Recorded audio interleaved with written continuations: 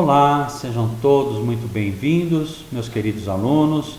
Eu sou o professor João Ronaldo Soares, educador social da Casa do Garoto, ligado ao projeto de convivência e fortalecimento de vínculos de adolescentes e jovens de 15 a 18 anos. Sejam bem-vindos à nossa 9ª aula do curso de Almoxarife e Estoquista. A aula de hoje nós vamos ter um desdobramento, né? Como é que seria esse desdobramento? Nós vamos estar falando de gestão de estoques, né? Então, o que seria gestão de estoques? A palavra gestão, ela vem do conceito de administração que teve a sua origem com Taylor, como nós descrevemos em nossa primeira aula, né? E vem evoluindo ao longo do tempo, na medida em que as empresas estão cada vez mais avançadas na sua maneira de controle e de atendimento das necessidades de seus clientes. Então, por isso, esta aula vai ser privilegiada com 2 aulas, né? Queria chamar a atenção também de vocês que abaixo desse vídeo eu vou estar disponibilizando hoje para vocês 2 links.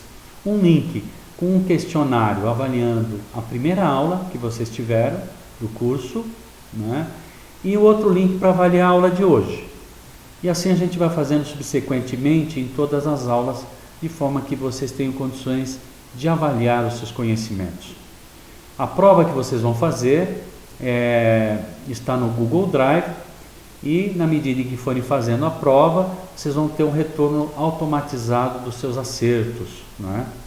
Então, aquelas questões que vocês errarem, porventura, vale a pena voltar ao vídeo e encontrar a resposta correta, que é uma forma eficiente de aquisição de conhecimentos.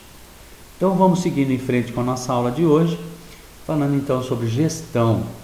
A qualidade da gestão de estoques é fundamental na administração das empresas, pois dela depende o aumento ou redução dos lucros, seja quando se tem em vista apenas as ações destinadas à sua operação, seja porque as reduções no lucro são agravadas se os estoques forem inadequados por serem excessivos ou insuficientes.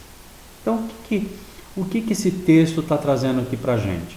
Vamos nos recordar ao falar do estoque. O que o estoque é? É uma espécie de uma caixa forte, né? Onde tem dinheiro ali dentro. Como assim dinheiro, professor? Os produtos que estão guardados no estoque tiveram um investimento financeiro para estarem lá. Que tipo de conteúdo a gente tem lá?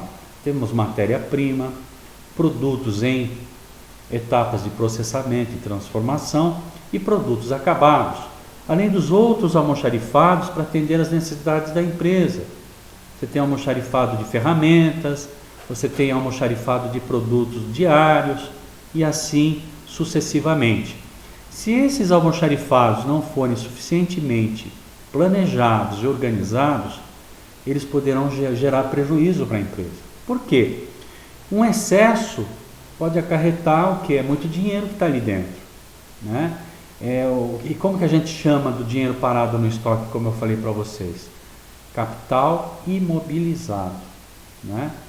O dinheiro ele precisa girar, o produto precisa girar rapidamente no estoque, virar produto acabado e chegar na mão do consumidor, a fim de que o dinheiro volte para a empresa para ela tornar esse ciclo produtivo mais eficiente. Agora, se tem pouco, também nós vamos ter um problema na entrega com o cliente. É sobre isso que nós vamos falar agora. Se forem excessivos os produtos dentro do estoque, a diminuição do lucro decorre da utilização desnecessária de espaço físico, ou seja, eu vou estar ocupando um espaço que eu não precisaria ocupar. Que prejuízo eu posso ter aí?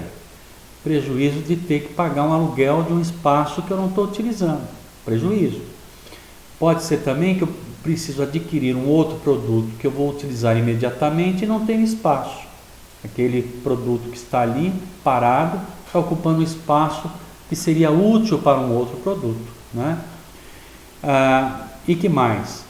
Além do espaço físico, instalações e quantidade de trabalhadores. Quanto maior o espaço, mais trabalhadores eu teria que ter para fazer a movimentação e a logística desses produtos que estão ali alocados. gerando prejuízo. Agora vamos ver o contrário. Se insuficientes, ou seja, se eu tenho pouco produto no estoque, resultam na perda de vendas efetuadas que podem ser canceladas pela não entrega de produtos ou pelo não cumprimento dos prazos. Não é só problema de cancelamento, eu posso ter também multa contratual. Toda empresa, ela estabelece em contrato o serviço que ela vai prestar, inclusive os prazos que ela deve cumprir, né? Então vocês veem, eu sempre digo isso para vocês, o grande desafio do almoxarife estoquista é equilibrar um estoque que não seja excessivo com um estoque que tenha o produto suficiente para atender os pedidos do cliente. O cliente é a razão de existir de todas as empresas, por isso eu devo atendê-lo com qualidade. O nível de serviço tem características distintas em função do tipo de produto que a empresa comercializa. Pode abranger apenas o processo que vai da realização do pedido de compra até a entrega dos produtos ou ir além, com ações que antecedem a compra, como a divulgação de garantias e de rede de assistência técnica, e ações que se sucedem à entrega do pedido, como na instalação do produto, no fornecimento de peças de reposição ou no retorno do produto vencido ou com vida útil expirada na logística reversa. Sobre isso nós já falamos em outras aulas, né? Então, o que eu gostaria de destacar desse conteúdo? Que dependendo do tipo de produto que eu vou armazenar no meu estoque, a minha forma de logística e de gestão, de administração desse estoque pode mudar de empresa para empresa. Lembrando que os produtos eles podem ser perecíveis ou imperecíveis, né? O que seriam os produtos perecíveis? São aqueles que nós estamos acostumados a ver prazo de validade. Normalmente, os mais comuns são gêneros alimentícios. Então, se eu tenho um gênero alimentício que tem um prazo de validade curto, eu tenho que correr, né? Tem que ter um processo de logística mais rápido para que eu não perca esse produto e gere prejuízo. Então, a velocidade, a logística para um produto perecível é diferente, por exemplo, de um produto que é imperecível. Um exemplo disso são ferramentas, máquinas, equipamentos, não sofrem prazo de validade, né? Algumas peças de reposição metálicas também não têm prazo de validade. Então, eu vou ter uma outra forma de trabalhar a logística e a gestão e a administração dessa parte, né? Aqui também fala da questão de empresas que trabalham não só com produtos, mas também com serviços, assistência técnica, reposição de peças, instalação de produtos, né? Você vai numa Casas Bahia, por exemplo, comprar um guarda-roupa, está envolto também nesse serviço, nesse produto, o serviço, o instalador vai lá montar o guarda-roupa na sua casa. Então a logística vai depender, e a prestação de serviço vai depender exatamente de que tipo de produto e serviço estão embutidos no meu mix de produtos, no meu mix de trabalho. As empresas costumam adotar práticas comerciais distintas em função do porte de cada cliente. São praticados preços, condições de faturamento, prazos e condições de entrega diferentes, entre outros aspectos da relação fornecedor-cliente. Vamos traduzir isso em miúdo? Vamos lá, você tem uma loja, né? Você tem uma empresa, você vai dar mais atenção para o cliente que compra todos os meses em quantidades elevadas, ou aquele cliente que vem de vez em quando e compra em quantidades reduzidas? A resposta é óbvia. Eu vou prestar mais atenção, né? Não é que eu não vou atender bem, eu vou ter que atender bem todos os clientes, mas eu vou dar uma condição melhor de atendimento para o cliente que compra mais, que garante a minha subsistência, do que aquele que vem de vez em quando. É isso que esse texto está nos informando. Então vamos ver o que acontece quando eu tenho um grande cliente que compra em grande volume e me faz a solicitação todos os meses, né? Então, assim, grandes clientes costumam receber seus pedidos em prazos curtos, com entregas mais frequentes, entregas em dias e horários pré-estabelecidos e adequados aos seus procedimentos de armazenamento ou distribuição interna. Tem empresa que não tem nem estoque, compra em grandes volumes e tem uma relação de parceria com o seu fornecedor, que o fornecedor entrega o produto na hora em que a operação de fabricação do produto está na linha. Que vantagens isso traz? Né? Isso é uma técnica desenvolvida pelos japoneses, chamada Just-in-Time. Isso faz com que eu tenha um custo mais reduzido, eu não preciso ter estoque. O meu estoque está guardado com o meu fornecedor. Então, grandes compradores têm essa possibilidade, grandes clientes. Embalagens adequadas para a sua movimentação e manuseios internos. O que isso quer dizer? Se eu compro em grandes volumes, eu tenho o direito de pedir para o meu fornecedor e criar embalagens padronizadas para a alimentação do meu processo produtivo. Por exemplo, vamos lá, óleo de lubrificantes, por exemplo, é vendido em galões de quantidades de litros. Mas se eu, com uma certa quantidade padronizada, mas se eu sou um fornecedor de grande porte, eu posso exigir uma embalagem com uma galonagem maior. Tá certo? Que mais? As quantidades ajustadas aos interesses do cliente, que tem a ver com o que eu acabei de falar. Operações de descarga mais rápidas, com o uso de veículos apropriados ou maior volume de funcionários. Então a gente já está vendo que clientes maiores demandam maior investimento na qualidade do atendimento. Por que isso? Porque ele garante a minha sobrevivência. Se eu tiver uma relação de parceria e de confiança, que é o que toda relação, seja humana ou comercial, é baseada nisso, é na confiança. Se eu posso confiar, então para que a empresa vai querer um outro fornecedor? A isso nós chamamos de fidelização do cliente.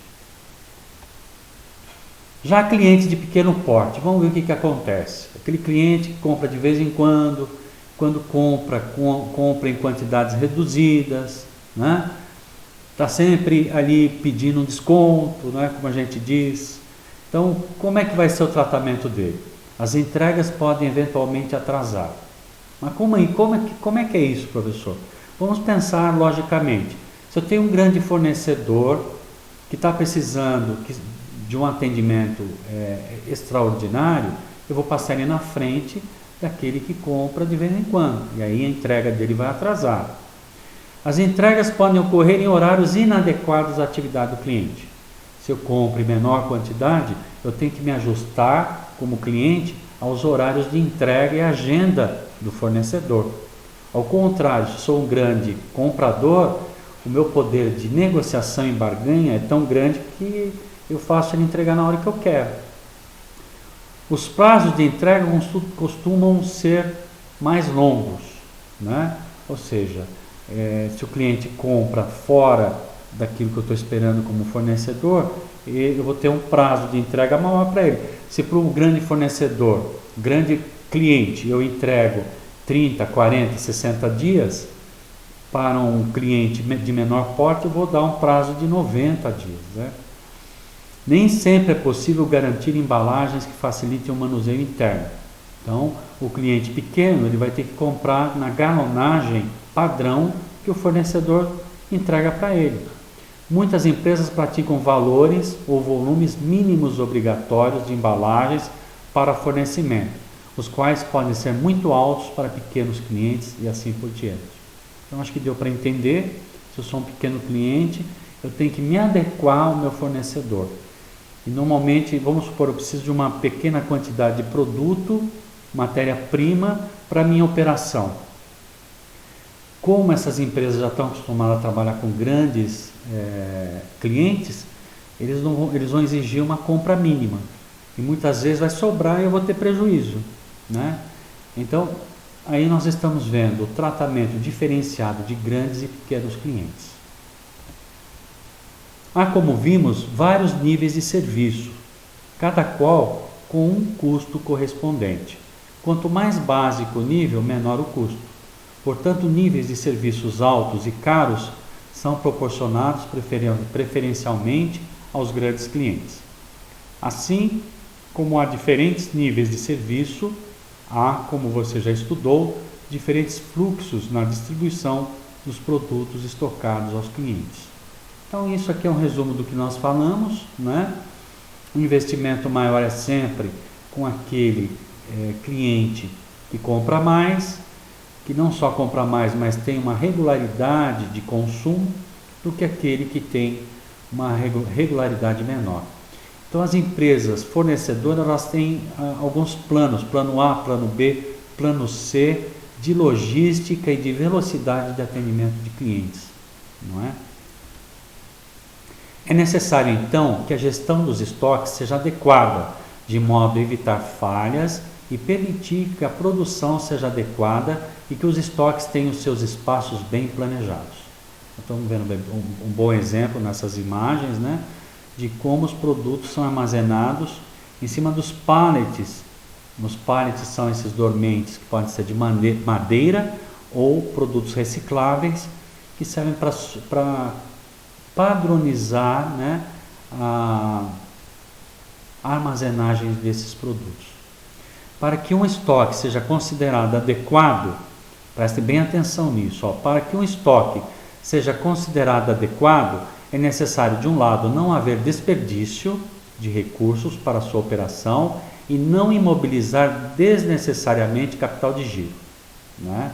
Então, eu não posso ter desperdício, né, para deslocar esse produto no consumo de mão de obra, de equipamento, e também não posso deixar esse produto muito tempo parado no estoque, que vai demandar capital de giro, que é o dinheiro que a empresa precisa para se mobilizar e trabalhar. E de outro lado, que os recursos sejam suficientes para garantir a regularidade da produção e do fornecimento de produtos aos clientes. É o que nós estamos falando desde o início. É o equilíbrio entre quantidade de produtos que vão representar capital parado com o atendimento, a pronta entrega, se possível, para o meu cliente final. Eu tenho que ter esse equilíbrio. Não posso ter muito produto, mas também tem que ter produto suficiente para atender os meus clientes rapidamente. A gente tem um exemplo dado e nós vamos visitar digitalmente uma empresa que tem essa logística, que é a Toyota, né? A Toyota tem um estoque reduzido, reduzindo o seu capital de giro na gestão dos seus almoxarifados, tem um acordo com a empresa fabricante dos veículos e peças de reposição, que é D+2. O que significa isso? Se o pedido for feito hoje, até as 15 horas de cada dia, o produto chega em 2 dias, né? Então, o cliente pode esperar 2 dias e, com isso, a concessionária acaba utilizando o estoque da fábrica, reduzindo em muito os seus custos, tá? É isso. Dessa forma, os recursos financeiros são direcionados para outras áreas da empresa. O que significa? Se eu não preciso investir muito no meu estoque, esse dinheiro que eu usaria no estoque, eu posso dirigir para outras áreas importantes para o funcionamento da empresa. Por exemplo, a expansão de vendas ou marketing. Eu posso gastar o meu dinheiro, né, o meu capital de giro, com investimentos em propaganda, promoções, campanhas publicitárias, né? Ou mesmo investimento no mercado financeiro. Se existe uma sobra de capital, esse dinheiro pode ser aplicado, que vai gerar retorno para a empresa, né? O objetivo da empresa realmente é gerar lucro para que esse dinheiro possa ser recapitalizado na empresa e a empresa possa se crescer, se desenvolver e gerar mais empregos também. Esta última opção é mais percebida em momentos de crise econômica, como nós estamos vivendo nesse momento, quando as empresas param de investir em planos de expansão e direcionam seus recursos em investimentos em ações de outras empresas, em fundos de renda fixas, em bancos, etc. Dólar e ouro também, que é o que está acontecendo hoje, né? No decorrer do tempo, vêm sendo desenvolvidos vários instrumentos para auxiliar a gestão das empresas, de técnicas de administração a tecnologias de informática. Então, aquilo que eu falei, as empresas cada vez mais estão se sofisticando e utilizando mais a automação para gerir os seus negócios, gerando o quê? Maior velocidade, maior qualidade, menor desperdício e maior resultado para as organizações. Vamos falar agora da curva ABC. Então eu diria que agora, nesse momento, nós vamos ter a introdução a um princípio administrativo muito importante na gestão de estoques, e nós vamos continuar com essa aula na 10ª aula, né? Quando então nós vamos poder também fazer alguns exercícios práticos em cima desse princípio, que nós vamos chamar de princípio de Pareto, e nós vamos ver agora. Como vimos até aqui, uma das áreas que mais se desenvolvem dentro das organizações, sem dúvida, é a gestão de estoques, pois inferiu a ideia de que os itens em estoque ficam parados por períodos de tempo muito longos e sem necessidade alguma, e isso retém alto investimento de capital da empresa e estoque parado, dinheiro parado. Traduzindo em miúdo, é um resumo do que nós falamos até agora. As empresas não querem produto parado no seu estoque, porque estoque parado é dinheiro parado, dinheiro perdido, né? Então as empresas querem dinamizar muito isso, ter o produto adequado para atender o cliente numa velocidade dentro do prazo estabelecido com ele, mas também não quer muito produto parado por muito tempo. Então, se quer hoje, o que se deseja é uma velocidade grande na movimentação de materiais dentro do estoque, trazendo retornos financeiros para as organizações. Vamos entender agora o que seria essa curva ABC. Então, com esse cenário, qual o cenário? Das empresas não querendo prejuízo por excesso de estoque ou pouco estoque para atender o cliente, as empresas passaram a ter uma atenção maior em seus inventários.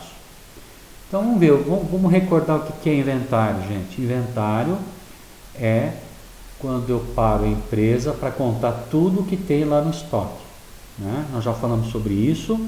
Normalmente as empresas, pelo menos as indústrias, param uma vez por ano para fazer essa contagem, que é no último dia útil do ano, né? E as empresas, tem outras empresas que são prestadoras também de serviços, que fazem isso 2 vezes por ano. Empresas que trabalham com alimentos fazem isso semanalmente. Então lá, com atenção maior nos inventários, sendo assim, resguardando um tempo a mais de estudos referidos a esse assunto. Então, se eu posso ter um tempo maior para fazer essa contagem e o controle do que está no estoque, comparando com os meus controles informatizados, eu posso melhorar isso, né? Foi nisso que pensou no século XIX o Vilfredo Pareto, político. Presta atenção que vai ter uma pergunta dessa na avaliação de hoje, hein? No século XIX, Vilfredo Pareto, político, sociólogo e economista italiano, em um estudo sobre distribuição de renda, que concluíram que aproximadamente 20% da população controlava grande parcela da riqueza, em torno de 80%. O que ele descobriu? Ele queria descobrir, né? Ele queria trabalhar para ver por que a distribuição de renda na Itália era tão diferente, o que não é diferente no nosso país hoje, né? Ele percebeu que uma minoria detinha os maiores recursos financeiros e a maioria das pessoas não tinham, né? E ele chegou a essa proporção, 20-80. Se vocês ouvem falar disso, nessa teoria de Pareto foi para várias áreas, na educação, em marketing, em produção, na gestão de estoques, né? É a proporção 20-80, né? Então nós vamos ver exatamente como funciona isso, né? Aqui nós temos o exemplo do princípio de Pareto. Eu tenho que buscar usar 20% do esforço para conseguir 80% dos resultados. Foi essa a ideia, essa descoberta que aqui o Vilfredo Pareto descobriu. Essa análise serviu de base para o chamado princípio de Pareto, que afirma que 80% das consequências são geradas por 20% das causas. A técnica leva em consideração o fato de que estoques são formados por itens que possuem diferentes valores de custo. Logo, são utilizados em diferentes volumes e têm diferentes graus de importância para a produção. Então, com esse conceito, se descobriu que apenas 20% do que está lá no estoque é que vai me trazer 80% do lucro e de funcionamento da empresa. Então, o olhar das empresas passou a descobrir dentro do seu estoque quais eram esses produtos que traziam maior retorno para elas, né? Então, a partir daí, elas começaram a usar esse princípio estatístico, que nós vamos descobrir agora como funciona. A curva ABC, no controle de estoques, consiste da separação dos itens em 3 grupos de acordo com o valor da demanda anual. Em se tratando de produtos acabados, o valor de consumo anual, quando se tratarem de produtos em processo ou matérias-primas e insumos. Então, o que eles fizeram? O que ele chegou? Então, vamos lá levantar, né, os produtos e separá-los em 3 tipos. Tipo A, de maior importância, tipo B, de importância intermediária, e tipo C, de menor importância. Ah, como assim? Os de maior importância são aqueles 20% que trazem o maior retorno para a empresa. E os de menor importância são aqueles 80% que só trazem 20% do retorno para a empresa. O B são os produtos que trazem 50% de retorno para a empresa. Nós vamos ter a oportunidade de, na próxima aula, dar exemplos e nos aprofundarmos nesses conceitos. O valor de consumo anual ou valor de demanda anual é determinado multiplicando-se o preço e o custo unitário de cada item pelo seu consumo ou demanda anual.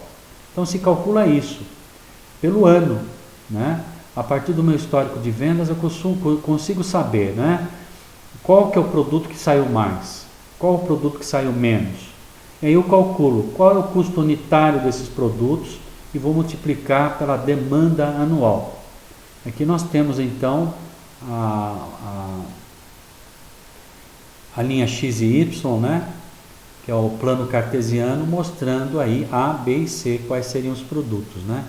20% que me trazem mau retorno, 50% que me trazem um retorno intermediário e 80% que me trazem um retorno pequeno, certo? No que diz respeito à análise de clientes, né, também aplicado o mesmo princípio, a curva ABC serve para analisar a dependência ou risco em face de um cliente ou ainda para que tipo de clientes e organização se deve focar, né? Eu tenho os clientes que, com a sua 20% dos meus clientes que me trazem o maior retorno, né? E 80% dos clientes que trazem pouco retorno. Então, a partir dessa análise estatística, é claro para nós que a empresa consegue se focar melhor nos seus resultados. E é isso que nós vamos começar a praticar a partir da próxima aula. A importância da curva ABC consiste em ordenar os clientes por ordem decrescente da sua contribuição para a empresa, de modo a se poder segmentar por grau de dependência, de risco ou ainda por outro critério definido. Além disso, as empresas, dependendo do rigor e visando o melhor gerenciamento, podem estabelecer, além da curva ABC, outras classes, como classe D e classe E. A definição da classe A, B e C obedece apenas a critério de bom senso e conveniência dos controles a serem estabelecidos e é definido pelo gestor, pelo gerente, diretor ou dono da empresa. Então, aqui nós estamos vendo, ó, grupo A, 20% dos itens, que representam 80% da receita. O grupo B, 30% das empresas, que representam 15% da receita.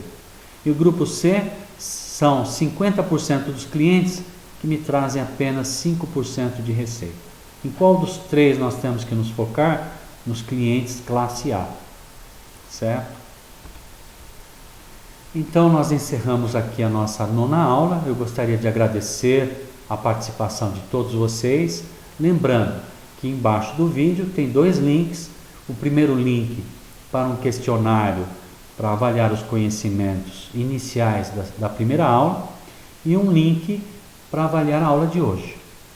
Na 10ª aula nós vamos ter a continuidade dessas avaliações para que vocês, até o final do curso, consigam então verificar o que foi assimilado e o que falta estudar um pouco mais. Os meus alunos da Casa do Garoto que responderem e tiverem uma nota acima de 50%, ganharão cards. Eu já estou desenvolvendo isso e vou mandar no e-mail de vocês, certo? E vocês vão me entregar esses cards quando a gente voltar da pandemia, né? Vou mostrar no celular, naturalmente, ou imprimir esses cards, e a gente vai trocar isso por coisas muito interessantes, tá certo, gente? Muito obrigado e até a nossa próxima aula, 10ª aula.